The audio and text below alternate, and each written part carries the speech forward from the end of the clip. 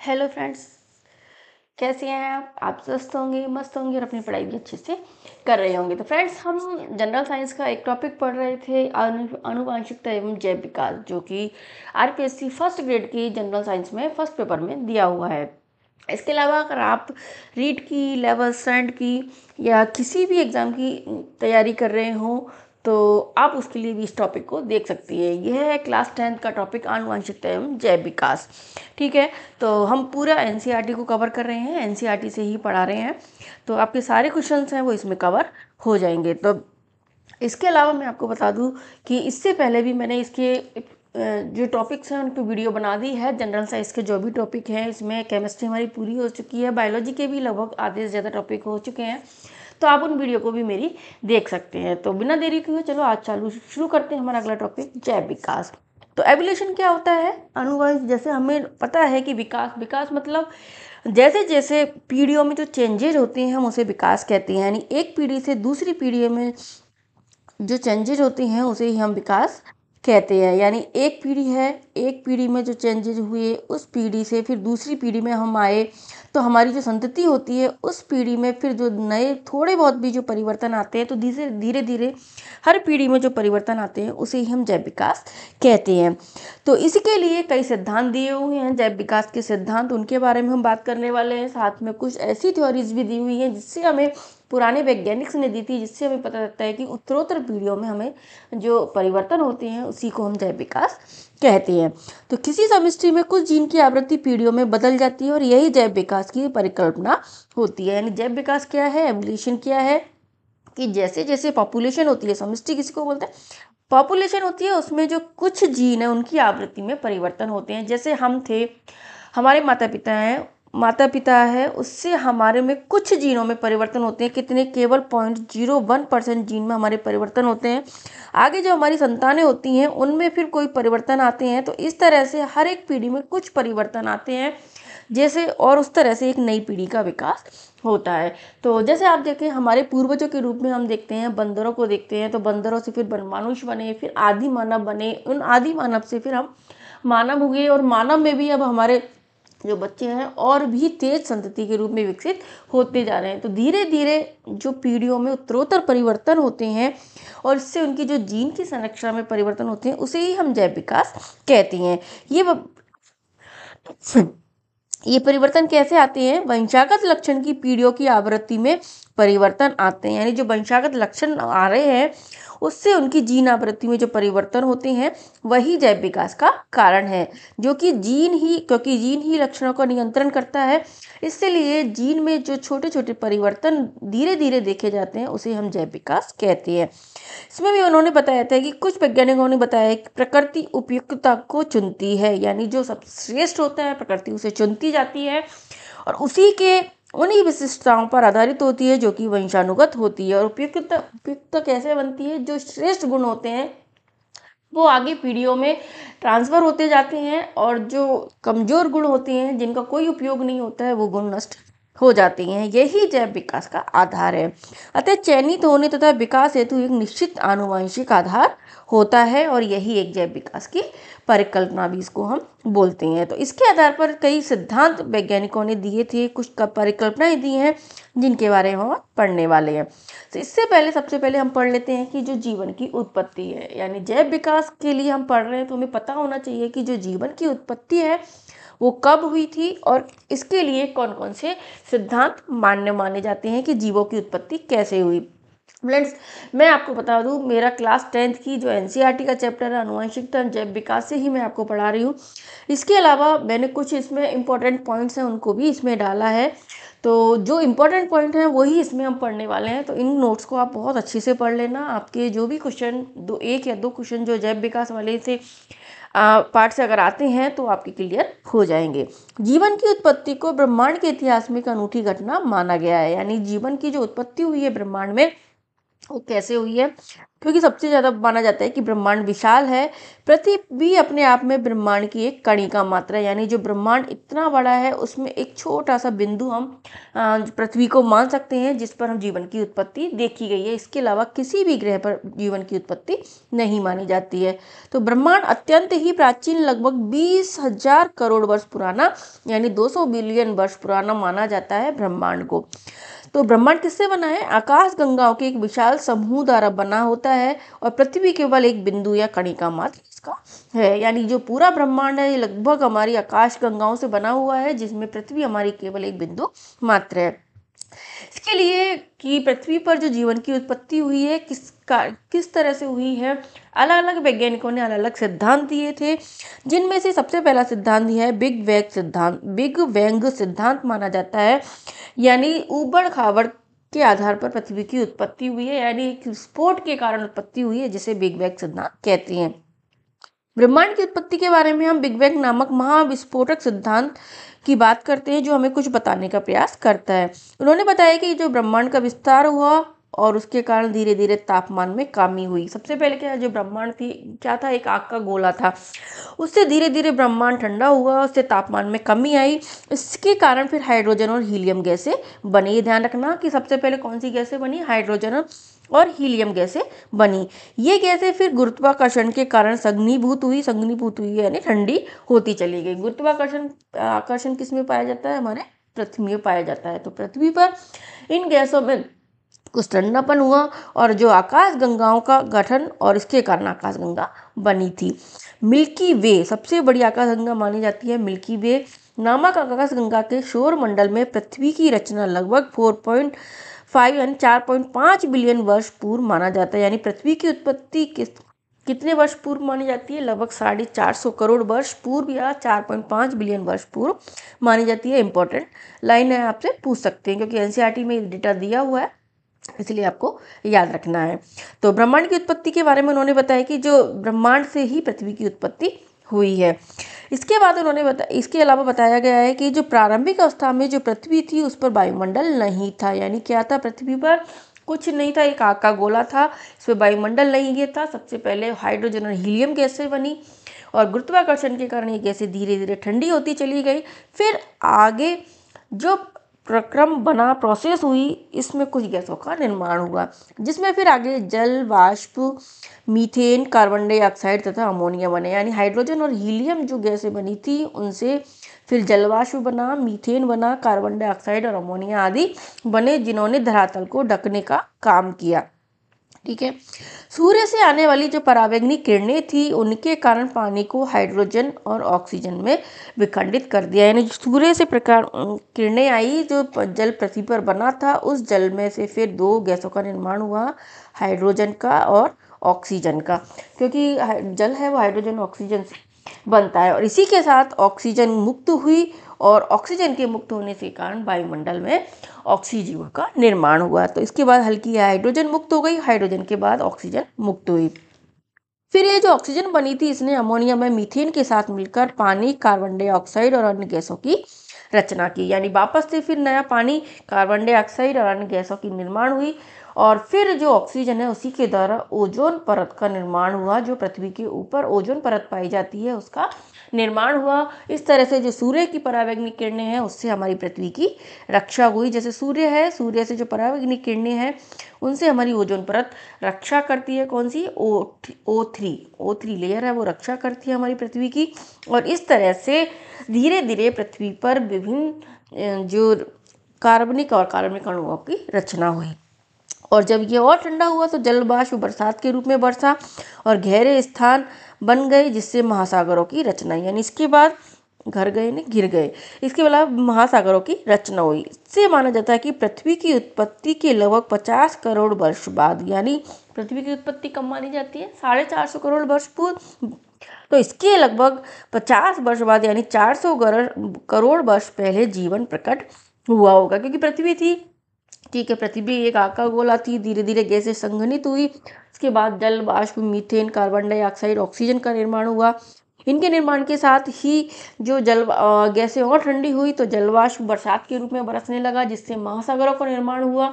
और जब महासागरों का निर्माण हुआ तो पृथ्वी पर जीवन प्रकट हुआ। यानी पृथ्वी पर जीवन की सबसे पहले उत्पत्ति कहाँ मानी जाती है? जलीय जीवों से मानी जाती है, महासागरों में मानी जाती है। और पृथ्वी पर जीवन की उत्पत्ति कब हुई?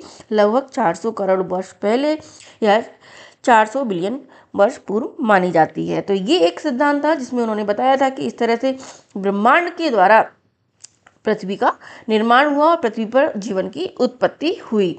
तो ये था बिग बैंग सिद्धांत। सबसे पहला सिद्धांत जो दिया था बिग बैंग सिद्धांत है, जो ब्रह्मांड के से पृथ्वी की उत्पत्ति को बताता है। दूसरा सिद्धांत दिया था कुछ वैज्ञानिकों ने पैनस्पर्मिया सर्वबीजाणु सिद्धांत। सर्वस्पर्मिया मतलब बीजाणु, यानी सर्वबीजाणु सिद्धांत। उन्होंने माना था कि ये किसने दिया था? कुछ ग्रीक विचारकों ने ये सिद्धांत दिया था।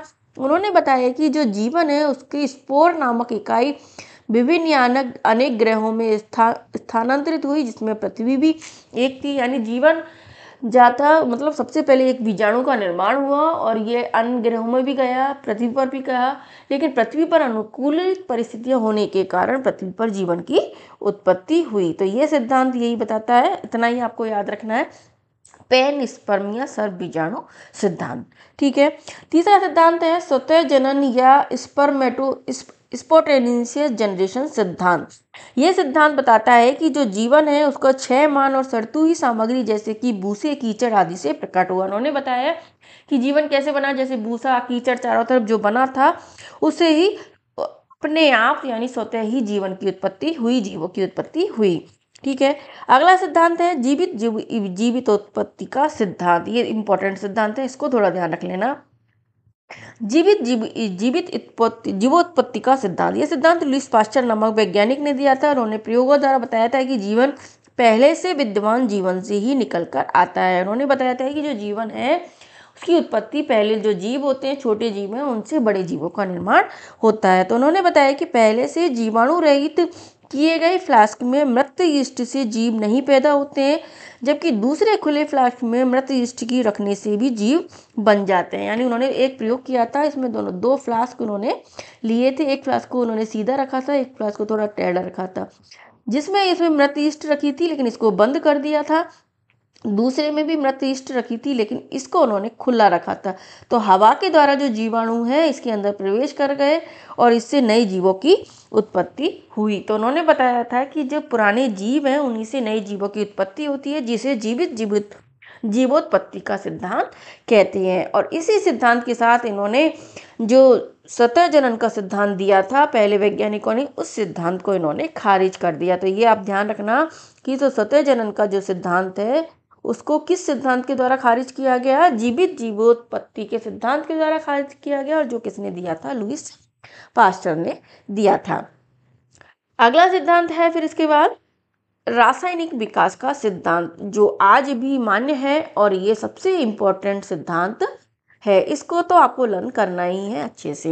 इसके दोनों वैज्ञानिकों के नाम याद रखने हैं। रूस के ओपेरिन और इंग्लैंड के जेवीएस होल्डन, दो वैज्ञानिक थे जिन्होंने रासायनिक विकास का सिद्धांत दिया था, जिसे वर्तमान सिद्धांत भी बोला जाता है। इन्होंने बताया था कि जीवन का जो पहला स्वरूप है पूर्व विद्यमान जीवन रहित कार्बनिक अणु जैसे आरएनए, प्रोटीन इत्यादि से आया हुआ हो सकता है। यानी इन्होंने बताया था कि जो जीवन बना है, यानी जो पृथ्वी पर जीव जंतु बने हैं, उनमें सबसे पहले जो कार्बनिक अणु बने थे, आरएनए और प्रोटीन बने थे। तो आरएनए और प्रोटीन के द्वारा जीवन का निर्माण हुआ है। ये अगली क्लासों में बहुत डिटेल से दिया हुआ है, लेकिन आपको ज़्यादा पढ़ने की जरूरत नहीं है, आपको इतना ही लर्न करना है। यानी जीवन रहित कार्बनिक अणुओं आरएनए प्रोटीन से जीवन की उत्पत्ति हुई है। और ये जो कार्बनिक अणु बने हैं वो किससे बने हैं?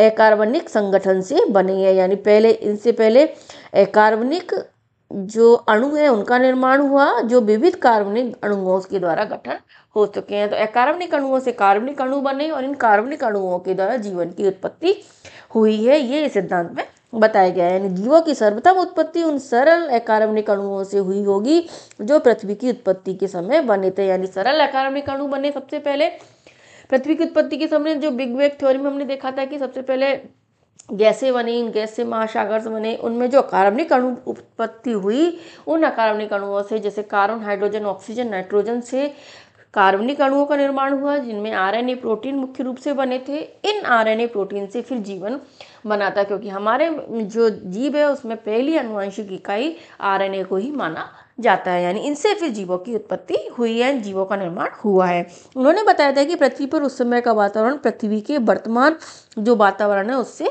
भिन्न था। इस प्राथमिक जो वातावरण थे उसमें संभवतः कुछ जटिल कार्बनिक अणुओं का संश्लेषण हुआ और यही जीवन के लिए आवश्यक थे। तो कौन से जटिल कार्बनिक अणुओं का संश्लेषण हुआ? प्रोटीन है, कार्बोहाइड्रेट्स हैं, न्यूक्लिक एसिड्स हैं, बसा है, ये जटिल कार्बनिक अणु हैं जिनका निर्माण कार्बनिक अणुओं से हुआ और इनसे ही फिर हमारे शरीर का निर्माण हुआ, यानी जीवन का निर्माण हुआ है। सर्वप्रथम प्राथमिक जीव अन्य रासायनिक संश्लेषण द्वारा उत्पन्न हुए होंगे, यानी उन्होंने बताया था कि जो सर्वप्रथम जीव बने थे वो इसी तरह के छोटे छोटे रासायनिक संश्लेषणों द्वारा बने थे। तो ये रासायनिक विकास का सिद्धांत है जो इम्पोर्टेंट है, आपको याद रखना है। और दोनों वैज्ञानिकों का नाम आपको याद रखना है, रूस की ओपेरिन और इंग्लैंड के JBS होल्डन ने दिया था। इसके लिए एक वैज्ञानिक हुए थे जिन्होंने इसके ऊपर प्रयोग द्वारा सिद्ध किया था कि ये जो बात इन वैज्ञानिकों ने कही है वो बात सही है। तो स्टैनले, इसका भी आप ध्यान रखना, स्टैनले एंड मिलर द्वारा हेराल्ड श्री उरे द्वारा 1953 में इसके लिए एक प्रयोग किया गया था और इन्होंने प्रयोगशाला में प्रयोग करके देखा था कि जब उन्होंने बताया था कि कृत्रिम रूप से उन्होंने ऐसे वातावरण का निर्माण किया जो संभवतः प्राथमिक रूप से प्राचीन वातावरण के समान था या पृथ्वी पर उपस्थित था, जिसमें सबसे पहले क्या थी? अमोनिया गैस, मीथेन और हाइड्रोजन सल्फाइड के अणु थे, केवल ऑक्सीजन इसमें नहीं था। यानी ऑक्सीजन नहीं थी, कौन कौन सी गैस थी? अमोनिया, मीथेन और हाइड्रोजन सल्फाइड के अणु थे और इसके अलावा इसमें जल भी भरा था। यानी एक फ्लास्क लिया, उस फ्लास्क में उन्होंने क्या किया? अमोनिया, मीथेन, हाइड्रोजन सल्फाइड और जल को डाल दिया।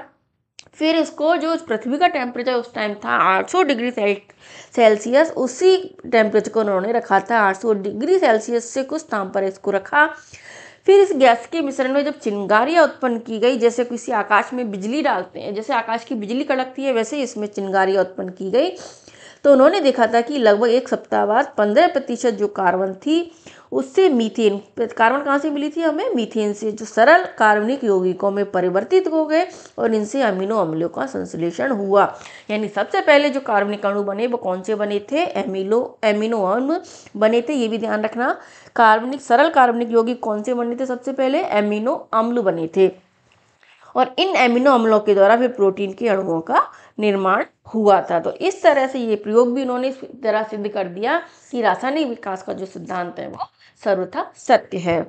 ठीक है, अन्य लोगों ने भी ठीक इसी प्रकार के प्रयोग द्वारा शर्कराओं, नाइट्रोजन क्षारकों, वर्णकों, वसा आदि प्राप्त किए थे। यानी जो सुगर्स है, न्यूक्लिक एसिड्स हैं और जो लिपिड है वो भी इसी तरह प्राप्त किए थे। और इससे आज सिद्ध होता है कि हमारा जो शरीर होता है, यानी किसी भी जीव का शरीर होता है, उसमें लिपिड्स, कार्बोहाइड्रेट, नाइट्रोजन क्षारक, वर्णक, प्रोटीन्स पाए जाते हैं। इन्हीं से हमारा शरीर मिलकर बना होता है। तो इन्होंने प्रयोग द्वारा ये सिद्ध किया कि सबसे पहले जो, ये ध्यान रखना आपको कि एक तो इन्होंने कौन कौन सी गैस का यूज किया था? अमोनिया, मीथेन, हाइड्रोजन सल्फाइड के अणु थे, इसमें ऑक्सीजन एब्सेंट थी, जल भी था और 800 डिग्री सेल्सियस टेम्परेचर यूज किया था।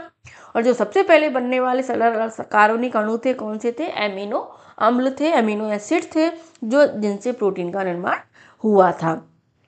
ठीक है, और इसी से फिर जीवों का निर्माण हुआ है और इनसे जीव बने हैं। तो ये सिद्धांत इन्होंने दिए थे। 5 सिद्धांत हमने देख लिए, जिनके बारे में आपको ज़्यादा भी नहीं तो रासायनिक विकास का सिद्धांत जो ओपेरिन हेल्डन ने दिया है, इसको आपको अच्छे से लर्न करना है।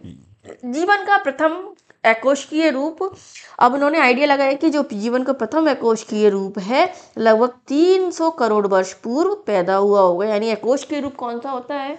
वायरस, जिसमें कोशिकाएं नहीं पाई जाती है। तो प्रथम एकोष्कीय रूप किसको माना जाता है? वायरस को माना जाता है। तो सबसे पहले 300 अरब पूर्व पैदा हुए होंगे, जिसमें आरएनए और प्रोटीन और पॉलीसेकेराइड से मिलकर बना होता है, क्योंकि आप वायरस में केवल आरएनए और प्रोटीन ही पाया जाता है।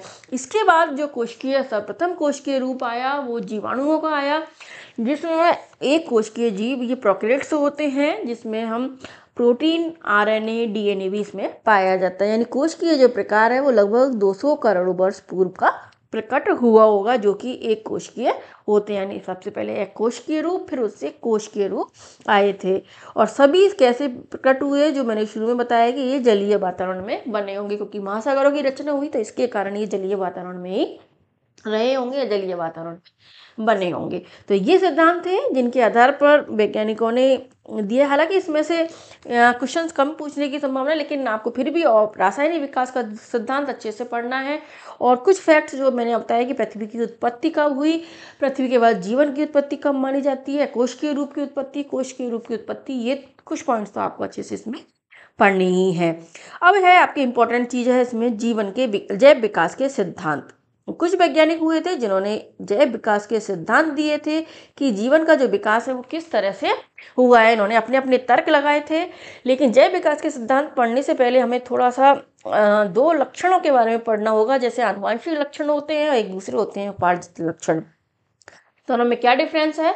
आनुवंशिक जो लक्षण होते हैं वो हमारी एक पीढ़ी से दूसरी पीढ़ी में आते हैं। यानी जैसे हमारे माता पिता है उससे हमारी संतति में एक माता पिता से हमसे हमारी संतति में जो लक्षण जाते हैं, जैसे हम बोलते हैं कि हमारी शक्ल जैसे इसको गई है, अपने माँ बाप को गई है, पापा को गई है, या फिर दादा दादी को गई है, या कुछ लक्षण इसके ऐसे हैं, तो वो एक पीढ़ी से दूसरी पीढ़ी में जो लक्षण ट्रांसफर होते हैं वो जीन्स के द्वारा ट्रांसफर होते हैं, वो आनुवंशिक लक्षण होते हैं। लेकिन कुछ लक्षण ऐसे भी होते हैं, कुछ वैज्ञानिकों ने बताया था कि जो उपार्जित लक्षण होते हैं, यानी हम उन लक्षणों को अपने आप से अर्जित करते हैं। लेकिन ये जो लक्षण उपार्जित लक्षण होते हैं, यानी जो लक्षण हम में पाए जाते हैं, वो जरूरी नहीं है कि हमारी पीढ़ियों में भी आगे पाए जाए। जैसे कोई बच्चा तंदुरुस्त होता है तो जरूरी नहीं है कि उसको होने वाला बच्चा भी तंदुरुस्त ही होगा। कोई व्यक्ति बहुत पतला होता है तो ये नहीं है कि आगे आगे आने वाली पीढ़ियों में उसका बच्चा पतला ही होगा। या कोई लंबा है या छोटा है तो आगे जरूरी नहीं होता है। ये हमारे उपार्जित लक्षण है। तो इन दोनों में आपको लक्षणों में डिफरेंस पता होना चाहिए। यह लक्षण उपार्जित लक्षण क्या होते हैं? जीवों द्वारा अपने जीवन में जो प्राप्त किए जाते हैं, ये वंशागत नहीं होते। यानी कोई बच्चा जैसे बहुत इंटेलिजेंट है तो जरूरी नहीं है कि आगे जब बड़ा हो उसकी संतति हो तो वो भी इंटेलिजेंट ही हो। ये हमारा उसका उपार्जित लक्षण है।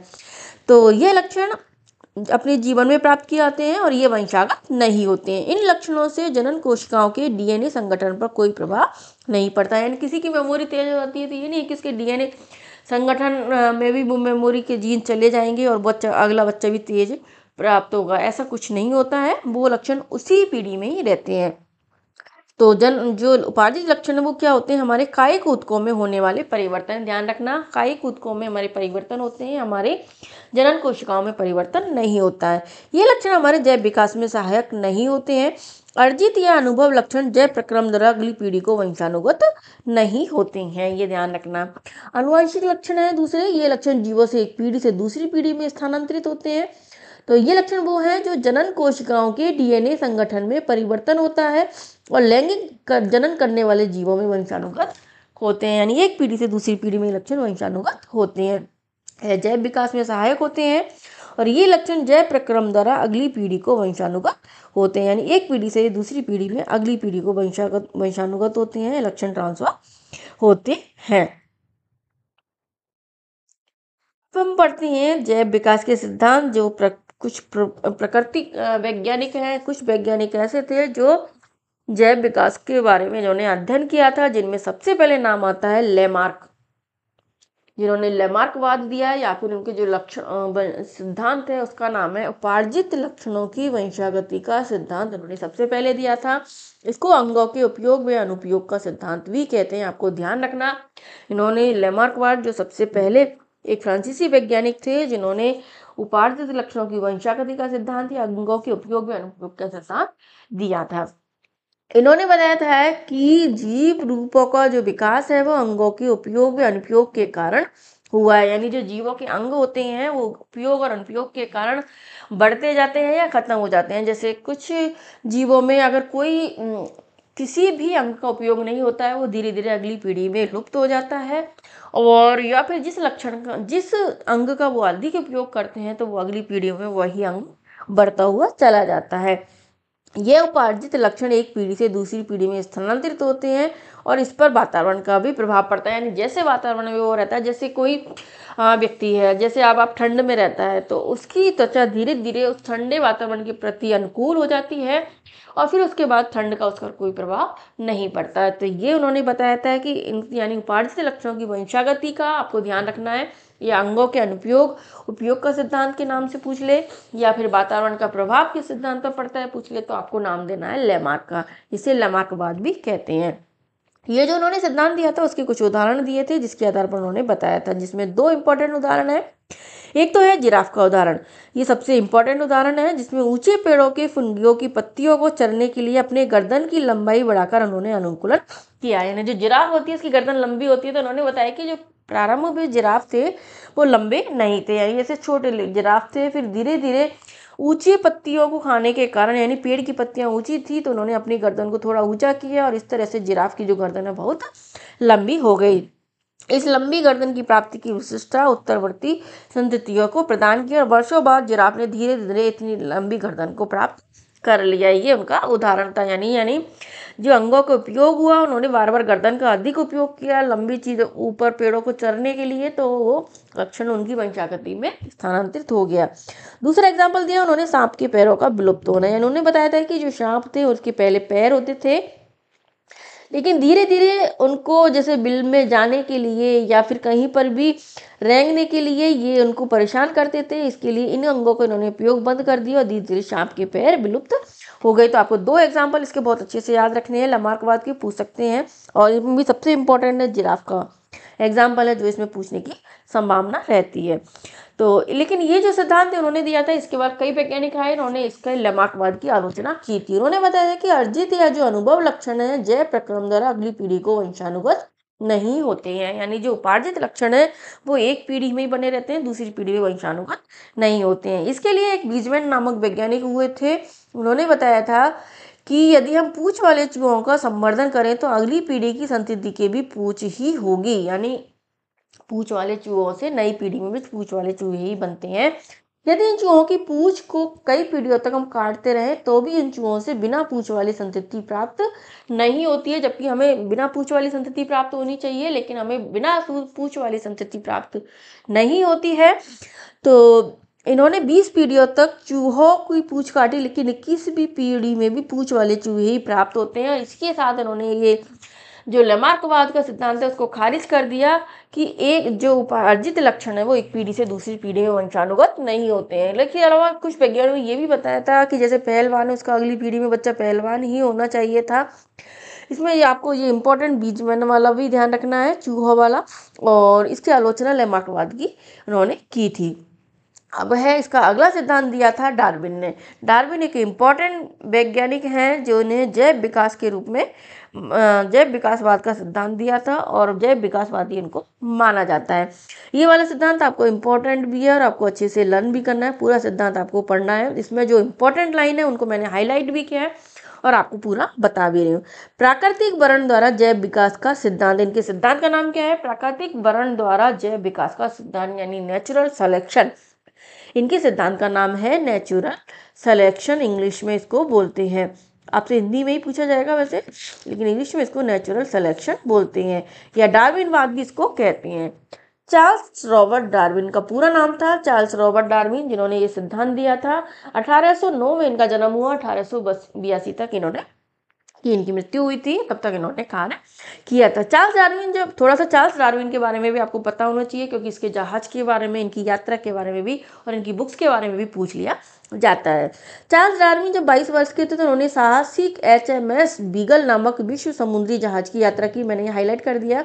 इनके जहाज के बारे में भी कई बार पूछ लिया जाता है, तो इनके जहाज का क्या नाम था? HMS बीगल नामक विश्व समुद्री जहाज से इन्होंने यात्रा की। उन्होंने सबसे पहले यात्रा 5 वर्षों तक दक्षिण अमेरिका के कुछ क्षेत्रों में की, जिसमें गैलापागो द्वीप इसमें प्रमुख है, जिस पर उन्होंने यात्रा की थी। इस यात्रा का उद्देश्य पृथ्वी पर जैव विविधता के स्वरूप का ज्ञान प्राप्त करना था। उनकी इस यात्रा ने जैव विविधता के विषय में उस समय व्याप्त दृष्टिकोण को सदा के लिए बदल दिया। यानी उन्होंने जैव विविधता के ऊपर कार्य किया और इससे जो वैज्ञानिक दृष्टिकोण था कि जैव विकास कैसे हुआ है, इसके जो इनकी यात्रा ने पूरा जो इन्होंने सिद्धांत दिया, इसके आधार पर पूरा दृष्टिकोण बदल गया। इसके बाद इन्होंने कहा जब ये इंग्लैंड से वापस आए उसके बाद उन्होंने कोई और यात्रा नहीं की, वे अपने घर पर रहे और उन्होंने कई प्रयोग किए। इनके आधार पर उन्होंने एक सिद्धांत दिया जिसे प्राकृतिक वर्ण द्वारा जैव विकास का सिद्धांत कहते हैं। तो इनके सिद्धांत का नाम क्या है? प्राकृतिक वर्ण द्वारा जैव विकास का सिद्धांत। किसने दिया? चार्ल्स रॉबर्ट डार्विन ने दिया। आपको ये इंपॉर्टेंट है, याद रखना है। एक वैज्ञानिक थे मेंडल, जो भी इनके समकालीन थे, यानी मेंडल हमने जो आनुवंशिकता में पढ़े थे, जिन्होंने आनुवंशिकता के ऊपर कार्य किया था। लेकिन दोनों वैज्ञानिक एक दूसरे के कार्यों से अनभिज्ञ थे। आपसे ये प्रश्न पूछ सकते हैं कि डार्विन के समकालीन वैज्ञानिक कौन था, जैसे मेंडल, या मेंडल के समकालीन वैज्ञानिक कौन था, डार्विन था। लेकिन दोनों एक दूसरे के कार्यों से अनभिज्ञ थे। उन्होंने आनुवंशिकता पर कार्य किया, उन्होंने जैव विकास पर कार्य किया था। इनकी पुस्तक का नाम है, चार्ल्स डार्विन की पुस्तक का नाम द ओरिजिन ऑफ स्पीसीज। ये आपको ध्यान रखनी है, जीव जाति का उद्भव या प्रजातियों की उत्पत्ति। पुस्तक का नाम हिंदी में, इंग्लिश में ज़्यादातर पूछा जाता है द ओरिजिन ऑफ स्पीसीज, आपको ध्यान रखना है। हिंदी में इसको बोलते हैं जीव जाति का उद्भव या प्रजातियों की उत्पत्ति। चार्ल्स डार्विन की 1859 में ये पुस्तक प्रकाशित हुई थी, जिसमें ही उन्होंने जैव विकासवाद का सिद्धांत दिया था। जैव विकास का सिद्धांत क्या है? प्राकृतिक वर्ण द्वारा जैव विकास का सिद्धांत है। और उनकी पुस्तक का नाम है ओरिजिन ऑफ स्पीसीज, जिसमें उन्होंने जैव विकास का सिद्धांत प्रस्तुत किया था। हम डार्विन को केवल उनके जैव विकासवाद के कारण ही जानते हैं। डार्विन को इसी कारण से जाना जाता है, जैव विकास के कारण। विकास के डार्विन सिद्धांत का जो मूल तत्व है प्राकृतिक वर्ण था, यानी इन्होंने जो जैव विकासवाद का सिद्धांत दिया था उसका जो मूल तत्व क्या था? प्राकृतिक वर्ण या नेचुरल सिलेक्शन जिसको बोलती हैं। इसी के ऊपर उन्होंने सबसे ज़्यादा काम किया था, जिसमें उन्होंने बताया था कि जो जीव है उनका धीमा धीमा विकास होता रहता है, और प्रत्येक जीव में जो संख्या है उसमें विभिन्नता निहित होती रहती है, यानी जीवों का धीरे धीरे विकास होता है और जीवों की संख्या में विभिन्नता आती है। ये विभिन्नता क्यों आती है? उन्हें जीवित रह सकने के लिए जलवायु, भोजन, भौतिक कारक आदि की आवश्यकता होती है, और जिनके कारण वो अधिक जननक्षम बनते हैं, और इन्हीं जनन क्षमता के कारण उनमें धीरे धीरे विविधताओं का विकास होता जाता है। यानी कह सकते हैं कि जो जीव है, जीव संख्या में जो उपयुक्तता आती है, यानी आगे बढ़ने के लिए, अगली संतति में पहुंचने के लिए आती है, यह उपयुक्तता डार्विन के अनुसार जनन संबंधी उपयुक्तता होती है।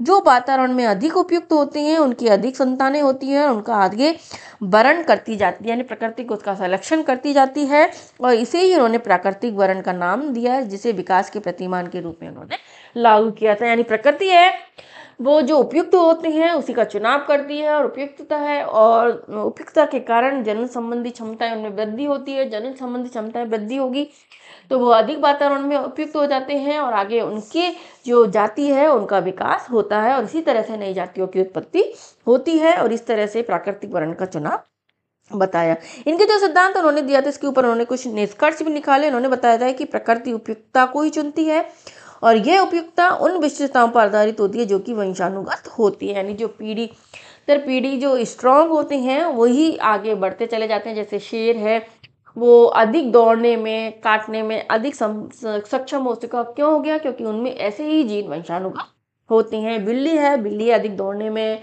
या इधर उधर छुपने में सहायक होती है, तो वो किस कारण होती है? उनमें जननक्षम होते हैं। जैसे मानव ले लें हम, तो मानव क्या होता है कि मानव में अधिक ब्रेन का विकास हुआ और लोगों की और जानवरों की तुलना में। क्यों? क्योंकि ब्रेन, दिमाग का उन्होंने अधिक उपयोग किया, इसी से उनकी क्षमता है वो वंशानुगत होती गई। तथा चयनित होने तथा विकास हेतु निश्चित ही का आनुवंशिक आधार होता है, यानी एक दूसरे से माने कि आनुवंशिक आधार पर ही जैव विकास होता है। दूसरे शब्दों में कहते हैं कि कुछ जीव प्रतिकूल वातावरण में भी जीवित रहने में बेहतर रूप से अनुकूलित होते हैं, और ये अनुकूलन क्षमता उनमें वंशानुगत होती है। जैसे कई जीव है, जैसे पोलर बियर है, ये सब ठंड इतनी अधिक ठंड में भी रह सकते हैं, तो वो जीन उनमें पाए जाते हैं जिसके कारण वो अधिक क्षमता उनमें विकसित होती है, और वो अगली पीढ़ी में भी इस तरह से जीन ट्रांसफर होते हैं, और वो जीवित रहने में सक्षम होते हैं, उनकी जाति को बनाए रखने में सक्षम होते हैं। यानी इसका आनुवंशिक आधार होता है। अनुकूलनशीलता और प्रकृति द्वारा वर्ण ही अंतिम परिणाम उपयुक्तता होती है। यानी जो अनुकूलनशीलता है और प्रकृति द्वारा जो वर्ण होता है उसका परिणाम क्या होता है? उपयुक्तता होती है, और इसी के कारण जीव जीवित रहता है, और आगे नई पीढ़ियों में उनकी नई जातियों की उत्पत्ति उनमें होती है। ठीक है।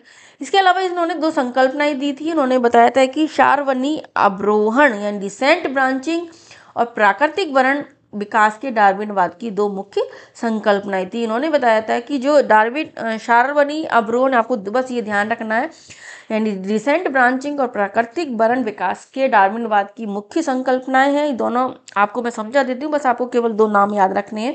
इसमें क्या होता है कि जो जाति होती है उसकी उत्पत्ति है वो पूर्वजों से होती है, यानी जो पूर्वज होते हैं उनके जीनों में जो वंशानुगत कुछ चेंजेस होते जाते हैं, और इस तरह से एक नई जाति की उत्पत्ति होती जाती है। जैसे पहले हमारे बंदर थे, बंदरों से बनमानुष बने, बनमानुष से आदि मानव बने, आदि मानव से आज का मानव बना। तो इस तरह से धीरे धीरे हमारे पूर्वजों से नई जातियों की उत्पत्ति हो जाती है, जो उनमें थोड़ी थोड़ी विभिन्नताएं आती है। दूसरा दिया था उन्होंने प्राकृतिक वर्ण। प्राकृतिक वर्ण होता है कि इनमें से भी जो प्रकृति होती है उन्हीं चीजों का वर्ण करती है जो किसी भी वातावरण में रहने के अनुकूल होते हैं, और उसके अकॉर्डिंग वो अपने आप को ढाल लेते हैं, जिससे अधिक जननक्षम और अनुकूल व्यक्ति है वो जो जीव होता है वो आगे अपनी संतति को जन्म देता है, नहीं तो जैसे विलुप्त हो जाते हैं। जैसे हम डायनासोर की बात करें, डायनासोर मेसोजोइक एरा में बहुत अधिक थे, लेकिन धीरे धीरे वो अपने आप को आगे के वातावरण के अनुकूल नहीं कर पाए, जिसके कारण वो धीरे धीरे नष्ट होते चले गए और उनकी जाति है वो खत्म हो गई थी। डार्विनवाद की विशेषताएं आपको ध्यान रखनी है। इन्होंने कुछ सिद्धांत दिए थे, कुछ इंपॉर्टेंट पॉइंट्स बताए थे। इन्होंने बताया था कि जो जीव होते हैं इनको आपको ध्यान रखना है। इनमें से कई क्वेश्चंस आपको पूछ सकते हैं। ये भी पूछ सकता है कि कौन सा डार्विनवाद से संबंधित नहीं है, या फिर डार्विनवाद की विशेषताओं के बारे में बताओ। तो जीवों में संतान की उत्पत्ति की प्रचुर क्षमता होती है, यानी किसी भी जीव होती है, सबसे पहले उन्होंने बताया था कि किसी भी जीव होती है उसकी संतान उत्पत्ति की क्षमता प्रचुर होती है। जैसे जीवाणु में भी होती है, मानव में भी होती है, जानवरों में भी होती है, सब में होती है। लेकिन फिर जो उत्पत्ति होती है उसके ऐसी तरह तो देखें तो पीढ़ी दर पीढ़ी देखें कि जीवन की संख्या का विस्फोट होता चला जाएगा, लेकिन फिर वो लोग जीवन के लिए संघर्ष करते हैं। यह संघर्ष उनका भोजन के लिए है, हो सकता है जनन के लिए हो सकता है ना, और आवास के लिए होता है। अब इसमें जो जीवन में संघर्ष होता है उन जातियों में, तो योग्यतम की उत्तरजीविता होती है, यानी जो संघर्ष में जो जीत जाता है, जो अनुकूल वातावरण उस तरह के प्रतिकूल वातावरण में अपने आप को जीवित रखता है, वही जीव आगे जीवित रहता है और उसका आगे पीढ़ियों में विकास होता है। और फिर उसका जो विकास होता है उसके कारण प्रकृति उसका वरण कर लेती है और धीरे धीरे वही जाति आगे विकसित होती जाती है, अन्यथा नई पुरानी जाति नष्ट हो जाती है। विभिन्नता और वातावरण के प्रति अनुकूलता, यानी जो जातियां विभिन्नता और वातावरण के लिए अनुकूल हो जाती हैं, तो उन्हीं के कारण फिर नई जातियों की उत्पत्ति होती है। जैसे कोई एक जाति है, ठीक है, अब एक जाति एक जगह पर पाई जाती है। आप जैसे आप देख लेते हैं, जैसे अब मान सकते हैं जैसे बिल्ली है, ओके, बिल्ली है जिससे हम शेर के भी पूर्वज मानते हैं, चीता के भी पूर्वज मानते हैं बिल्ली को, ठीक है, ओके। अब इसमें हम देखें जो चीता है उन्होंने अपने आप को अधिक विकसित करने के लिए हमने जो तेज दौड़ने वाला गुण है वो अपना लिया। तेज दौड़ इसके लिए जो तेज धावक होते हैं चीता, ओके।